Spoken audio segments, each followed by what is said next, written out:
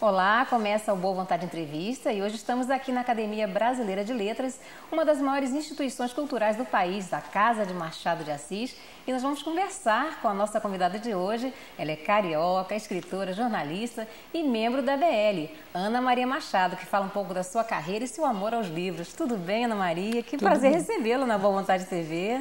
Tudo bem, Simone, prazer é meu. Isso, a gente queria que você falasse um pouco, assim, você já foi pintora, né, jornalista, professora, mas a sua grande paixão, sem dúvida, são os livros, né? Mas quer dizer, eu sempre li e escrevia desde criança, então fui escrevendo paralelamente a todas as coisas, enquanto eu era jornalista. Escrevia enquanto ensinava, escrevia. E pinto até hoje, enfim, são coisas... Uma coisa vai puxando a outra, Uma coisa... né? Não é incompatível com outra. E quando você foi repórter, né, no Jornal do JB, esses veículos de comunicação, né, conta um pouquinho assim, da reportagem ou da matéria que mais te marcou.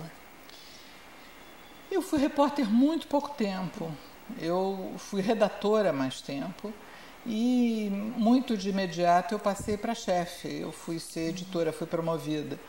Então, eu tinha um dia a dia de repórter que eu cobria primeiro tudo, no geral, fiz plantão de polícia, enfim. E depois fiquei setorista de educação e cultura. Então, mas não teve assim, isso já tem muito tempo. Então, não é uma coisa assim de que eu guarde alguma matéria incrível que eu tenha apurado, não.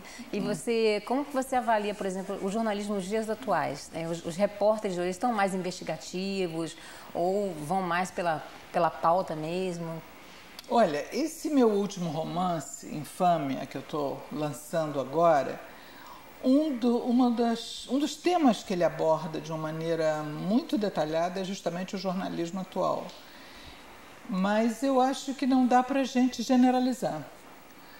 Eu acho que há jornalistas e jornais, veículos de imprensa, mais investigativos, há outros que se fazem em cima do que as fontes distribuem, seja plantando no jornal, quer dizer, porque querem que aquela notícia seja publicada e então, muito sedutoramente, convencem o jornalista de que aquilo é verdade, ou então simplesmente distribuindo o que se chama release, normalmente, né, que são informações escritas para a imprensa, e que muitas vezes o jornalista se limita a reproduzir ou copiar. Então, eu acho que há de tudo.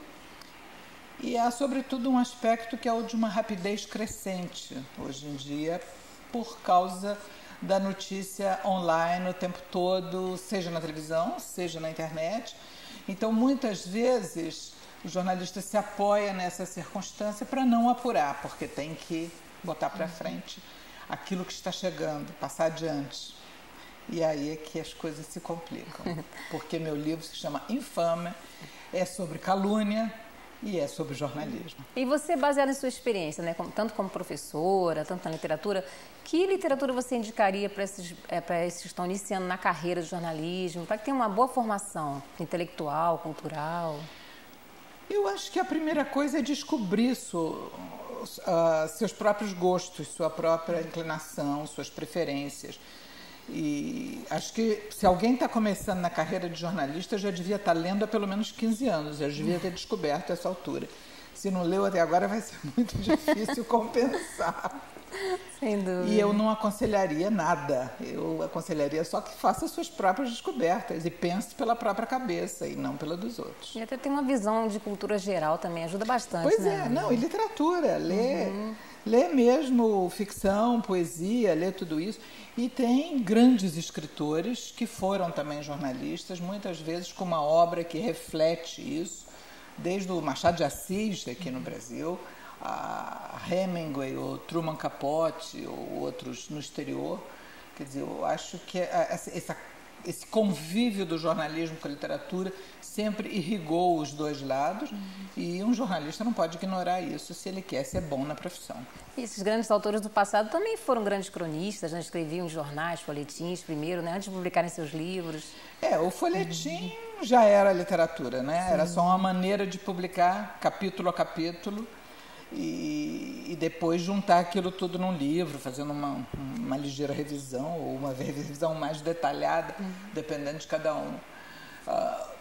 O cronista também já estava fazendo um tipo de literatura, quer dizer, a gente aí não está falando exatamente de jornalismo. O jornalismo é o repórter. Do dia a dia, Hemingway, né? sim. Truman Capote, sim. Que estavam na rua apurando, escrevendo, sendo correspondente de guerra, às vezes. No Brasil, Rubem Braga fez isso, por exemplo. Joel Silveira. Enfim, e Antônio Calado foi correspondente, seja das grandes questões sociais brasileiras no Nordeste, as ligas camponesas, o governo de Arraes, etc., como esteve no Vietnã depois. Então, existe muito essa ponte entre os dois, mas são coisas diferentes. Sim. E você, durante um bom tempo, também criou e dirigiu a editora Malas Artes, né? Depois você se dedicou totalmente só à literatura. Como é que foi essa transição? Quando abri a livraria Malas Artes, eu já estava escrevendo para crianças e já tinha publicado o livro para adultos, estava escrevendo meu segundo romance também, quer dizer, eu abri a Malas Artes em 79, meus primeiros livros foram publicados em 76, mas desde 69, 70 eu estava publicando contos em revistas.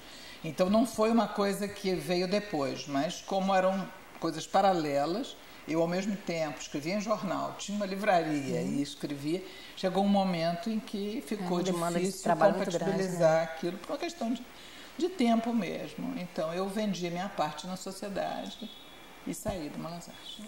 E você tem mais de 100 livros publicados, né? Vários traduzidos no exterior, né? Quer dizer, eu queria que você falasse primeiro, inicialmente, do seu primeiro livro infantil, o Bento que Bento é o Frade, né? Como é que foi a repercussão? Não, o Bento que Bento é o Frade foi o primeiro livro, mas não foram as primeiras coisas que eu escrevi, nem publiquei para criança. Porque eu já estava publicando, como eu disse, há uns 7 anos, publicando contos em revistas. Então, Bento que Bento é o Frade foi uma história que eu comecei a pensar e escrever e era muito maior do que o espaço que a revista me dava. Então cresceu e ficou um livro autônomo, uma pequena novela. E foi publicada praticamente em paralelo a outros 3 livros que juntavam e reuniam os contos que tinham saído na revista antes. Então foi tudo assim, meio junto. No mesmo ano onde eu estava acabando de publicar um livro de ensaios sobre Guimarães Rosa, sobre a obra dele, que era um livro de crítica literária, que eu tinha sido a minha tese de doutoramento e eu vinha escrevendo havia muito tempo. Então, quer dizer, foi todo um momento, assim, 1976, foi todo um momento em que isso veio junto. Não teve uma decisão de escrever um livro infantil primeiro, não. E o recado do nome?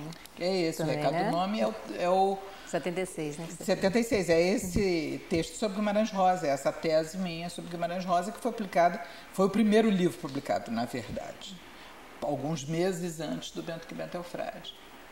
Foi um livro oriundo de uma tese de doutoramento sobre a obra de Guimarães Rosa, que eu tinha começado a fazer aqui no Rio, na UFRJ, sob a orientação de Afrânio Coutinho, no final da década de 60. Depois, em janeiro de 70, eu fui exilada, fui para a França, levei as anotações que eu já tinha e trabalhei mais 3 anos lá, 70, 71 e 72, até apresentar a tese lá já com outro orientador, Roland Barthes, em Paris. E fiz a tese em francês. Aí depois eu tive que traduzir para o português. Você se recorda do seu primeiro prêmio internacional, nacional? Em 78, História Meio ao Contrário ganhou o prêmio João de Barro para original inédito da Prefeitura de Belo Horizonte. Aí foi publicado em 79 e ganhou o Prêmio Jabuti em 79. São tantos prêmios, né, que é difícil recordar mesmo. Não, e eu sou péssima para números. Tudo que for primeiro, quantos, quando, eu acabo me atrapalhando. Eu tenho que parar, pensar. Em geral, eu verifico. Eu tenho escrito, anotado para não errar isso. E assim, quando você está começando a escrever suas histórias, né? Por exemplo, você está com uma ideia na cabeça, você já tem aquele texto esquematizado mais ou menos, ou isso vai fluindo naturalmente? Como é que é a sua concepção de trabalho? Não, sempre tem algumas ideias iniciais. Uma ideia ou mais, dependendo, às vezes tem personagens inteiros, situações. E depois que eu começo a escrever, ele vai fluindo. A dificuldade toda é começar a escrever, que eu só consigo começar a escrever quando eu descubro qual é o esqueleto daquele livro, qual é a estrutura escondida que ele tem. Quer dizer, então tem um romance que tem um movimento pendular, ele vai e vem entre dois polos. Outro tem um zigue-zague, entre outras coisas, enfim. Esse que eu estou lançando agora, o Infâmia, por exemplo, para mim ele surge assim como a estrutura dele, né? Quer dizer, a ideia de escrever sobre vítimas de calúnias, sobre pessoas inocentes que têm a vida destruída por acusações mentirosas, essa ideia já vinha há muito tempo, acho que tem quase uns 10 anos ou mais. Enfim, primeiro até eu tinha pensado que ia escrever uma história infantil sobre isso, sobre crianças que sofrem quando isso acontece com o pai, mas depois aquilo foi crescendo e eu descobri que não podia ser para criança porque acabava muito mal. Essa história sempre acaba muito mal. Não tem nenhum fio de esperança. A pessoa, quando é caluniada, a vida está destruída, destroçada. Eu comecei a saber de casos de adolescentes que se suicidaram por causa disso. Consequências trágicas. É muito trágico. Então, eu não podia fazer de conta que aquilo era bonitinho só para acabar bem e não podia escrever um livro infantil que acaba com o suicídio da criança. Sim. Então, eu fui abandonando a ideia de escrever para criança e isso foi virando um livro para adultos. E eu percebi que a estrutura ia ser assim quase como uma espiral, mas que começasse de muito longe e depois fosse chegando ao núcleo, ao eixo da crueldade que existe nisso. Então, começa quase inocente. Para depois... Sim, a pessoa notar que é aquilo. Muitas vezes, quem vê acha até que... Não só acha que é verdade, mas acha que apoiar aquela acusação é um ato de valentia, quando é uma indignidade, sim, mas a pessoa não está percebendo. E depois tem uma velocidade que se acelera, né, na narrativa também. Ela vai ficando mais intensa, começa a acontecer muito rápido uma coisa atrás da outra, enquanto no começo foi muito devagar.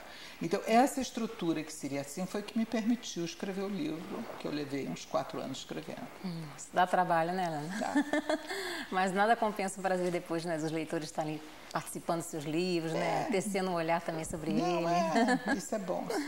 Viver da arte da palavra, despertar a criança que existe em cada um de nós, formar cidadãos conscientes da realidade em que vive. Como é importante o papel de um escritor na sociedade. E é sobre esse assunto que você continua acompanhando com a nossa convidada no próximo bloco, Ana Maria Machado.